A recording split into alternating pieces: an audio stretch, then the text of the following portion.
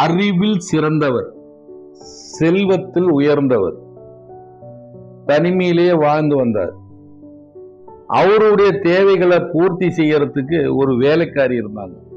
அந்த வேலைக்காரி அந்த வீட்டை பராமரிக்கிறது, அவங்களுக்கு உணவு சமைச்சு கொடுக்கறது, அவருடைய ஆடைகளை துவைத்து வாஷ் பண்ணி கொடுக்கறது, இந்த மாதிரி வேலை தான். அந்த பெண்மணி வேலைக்காரி தான்.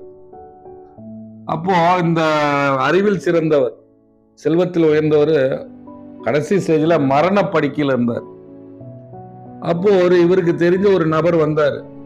ஐயா, நீங்கள் அறிவில் சிறந்தவர், செல்வத்தில் உயர்ந்தவர், நீங்க திருமணம் முடிக்கலையா, உங்களுக்கு ஏற்ற மாதிரி ஒரு பெண்ணு கிடைக்கலையா அப்படின்னு கேட்டதுக்கு அந்த மரண படுக்கையில் இருக்கிறவர் சொன்னாரு, நான் ஒரு பர்ஃபெக்டான ஆளு, அதே மாதிரி பர்ஃபெக்ட் உள்ள ஒரு பெண்ணை தேடினேன், துணையை தேடினேன், கிடைக்கல.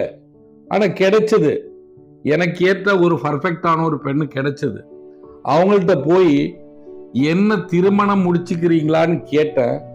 அப்போ அந்த பெண்மணி சொன்னாங்க, எனக்கு ஏற்ற மாதிரி ஒரு பர்ஃபெக்டான ஆண் துணையை நான் தேடிட்டு இருக்கிறேன், அதனால எப்ப கிடைக்கிறாங்க அப்பதான் நான் திருமணம் முடிப்பேன் அப்படின்னு அந்த பெண்மணி சொன்னாங்க. அவங்க நினைக்கிற பர்ஃபெக்ட் என்கிட்ட இல்லை. எவ்வளோ பர்ஃபெக்டான ஆளு நான், அந்த பெண்மணி நினைக்கிற பர்ஃபெக்ட் என்கிட்ட இல்லை. ஒண்ணு மட்டும் சொல்றேன் கேளுங்க, இந்த உலகத்துல பர்ஃபெக்ட்ன்றதே கிடையாது. அட்ஜஸ்ட்மெண்ட், அட்ஜஸ்ட் பண்ணி போறது,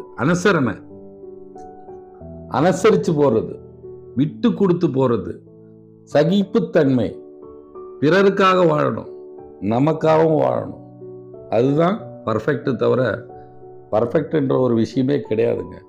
அப்படி நீங்க பர்ஃபெக்டை எது பார்த்தீங்கன்னா கடைசி வரைக்கும் தனிமையாக தான் இருக்கணும்.